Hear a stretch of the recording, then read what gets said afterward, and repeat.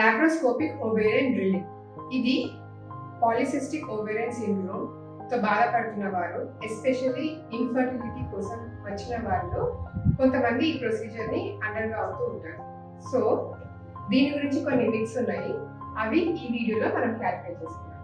So myth number 1 ఏంటి అంటే, చాలా మందికి ఏం అపోహ ఉంటుందంటే లాప్రోస్కోపిక్ ఓవేరియన్ డ్రిల్లింగ్ చేసుకోగానే వాళ్ళ పాలిసిస్టిక్ ఓవేరియన్ సిండ్రోమ్ ఏదైతే ఉంటుందో అది క్యూర్ అయిపోతుందని అనుకుంటున్నారు. But that is not true. There is no cure for PCOS, but PCOS definite గా కంట్రోల్ పెట్టుకోవచ్చు అనమాట, diet and life style modifications, exercise తో. So it only temporarily helps in ovulation, అండం విడుదల అవ్వడంలో హెల్ప్ చేస్తుంది, బట్ ఇది క్యూర్ కాదు. నెంబర్ 2 ఏంటి అంటే, చాలా మంది ఏమనుకుంటుంటారంటే ఇది first line treatment, polycystic ovarian syndrome పేరు వినగానే ఇది చేయించేసుకుంటే అయిపోతుంది అనుకుంటారు. But that is not true. Laparoscopic ovarian drilling కూడా చాలా సైడ్ ఎఫెక్ట్స్ ఉంటాయి.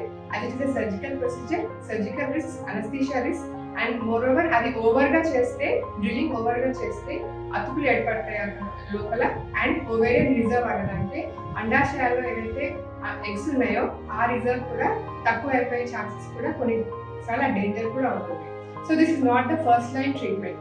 First line treatment is always medical. So medical treatment ఏముంది అంటే టాబ్లెట్స్, ఇంజెక్షన్స్. దీంతో కూడా అండం విడుదల అవ్వట్లేదు అంటే దెన్ సెకండ్ లైన్ ట్రీట్మెంట్ గా లాప్రోస్కోపిక్ ఓవేరియన్ డ్రిల్లింగ్ చేయొచ్చు అనమాట. The third myth about laparoscopic ovarian drilling ఏంటి అంటే, this is the guarantee for pregnancy అనుకుంటారు, ఇది చేంజ్ చేసుకుంటే ప్రెగ్నెన్సీ వస్తుంది. But that is also not true. Pregnancy అన్నది చాలా అదర్ ఫ్యాక్టర్స్ మీద డిపెండ్ అవుతాయి, as in quality of egg and quality of sperm, endometrium ఎలా ఉంది. సో ఇవన్నీ కలిస్తేనే ఒక సక్సెస్ఫుల్ ప్రెగ్నెన్సీ వస్తుంది.